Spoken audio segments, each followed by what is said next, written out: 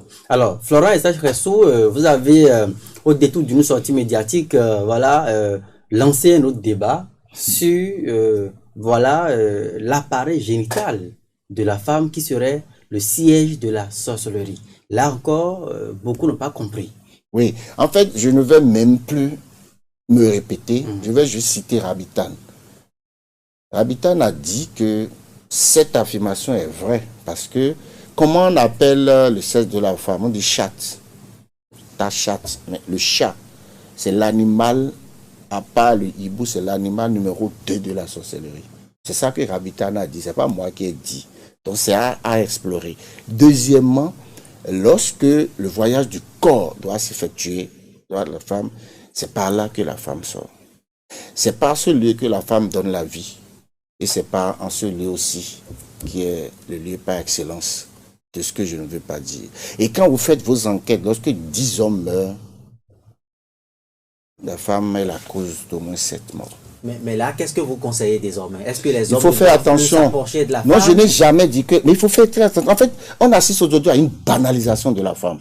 Vous voyez des garçons dont Julien, on rentre dedans, il faut faire très attention. Parce que lorsque vous faites l'amour à une femme, c'est tout un programme, c'est tout un engagement. Lorsque vous faites l'amour à une femme, c'est que vous vous imprimez dans la femme. Et vous pouvez faire l'amour à une femme, à une seule femme, et ça va être fatal pour toute votre vie. Parce que cette femme-là peut être négativement chargée. J'ai parlé de corps, d'âme et d'esprit. Chacun porte un karma, chacun porte des choses là. Donc, je veux tout simplement dire, c'est pas pour, je présente mes excuses à toutes les femmes qui m'ont mal compris, à toutes les personnes qui ont travesti mes idées. Je dis tout simplement, au contraire, qu'il faut respecter le corps, le sexe de la femme. Il faut respecter la puissance matricielle. Tout le monde sait ce que c'est que la puissance matricielle, c'est que on ne doit pas s'amuser avec. Par exemple, lorsque vous prenez les femmes qui ont qui ont leur menstru, au temps de nos parents, mais elles sont éloignées.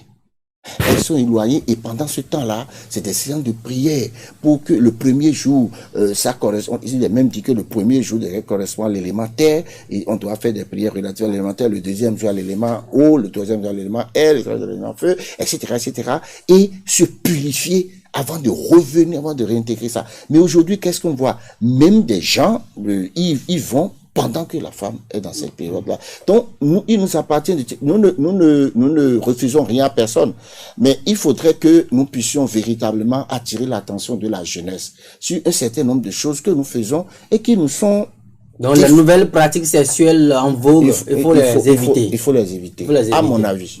Surtout le cunnilingus. Surtout le cunnilingus, ça, je signe que... Ça, j'ai vu, on m'a dit que ça refuse le dossier. Le dossier, c'est quoi? Vous voyez, vous deux là, vous êtes en train de manipuler votre langue.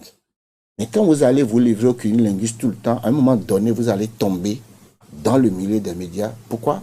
Parce qu'au commencement était le verbe, a dit la Bible. Et le verbe s'est fait chair, le verbe s'est fait Dieu. Lorsque je rentre dans le fa, le premier signe du fa, c'est le B. Bémédi. Le B. C'est la parole, c'est le verbe. Et qu'est-ce qui porte? Quel est l'organe qui porte le verbe? La langue.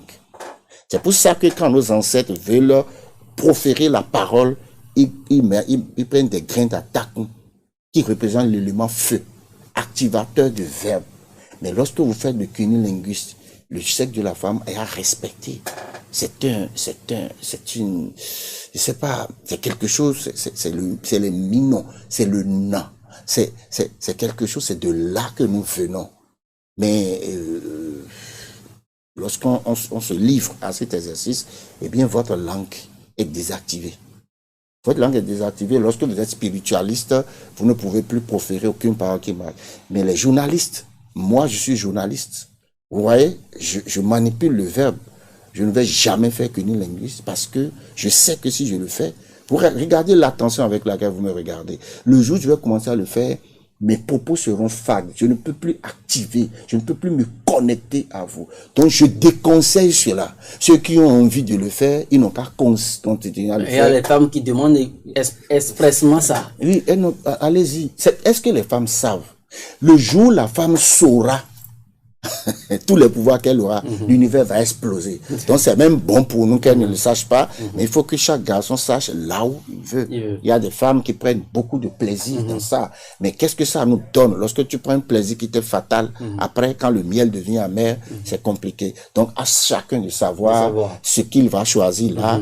Vous pouvez y aller, mais je persiste, je signe que ce n'est pas bon pour les gens qui manipulent la langue, parce que c'est la langue qui donne à parler, c'est à travers la langue qu'on cotise la femme. C'est à la langue qui nous permet de trouver du boulot, c'est la langue qui nous permet d'être journaliste, la langue qui nous permet d'avoir du malheur, du bonheur.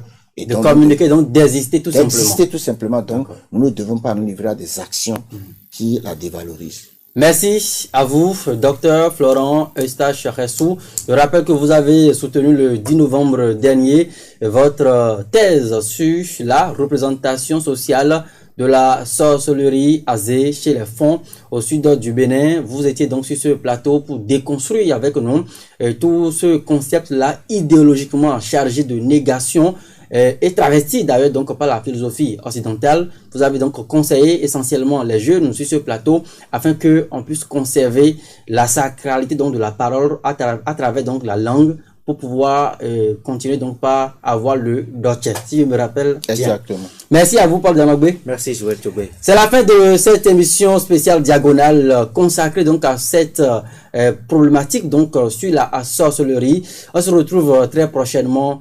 À très bientôt.